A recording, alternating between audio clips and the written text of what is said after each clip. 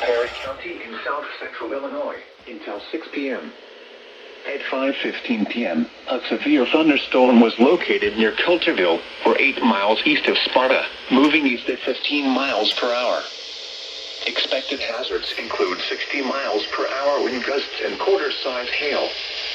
This is a radar-indicated threat. The following effects are expected. Hail damage to vehicles is expected.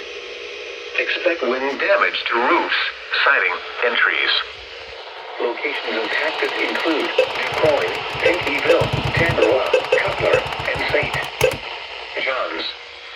Repeating, a severe thunderstorm warning has been issued until 6 p.m. for the following county: Perry, Illinois,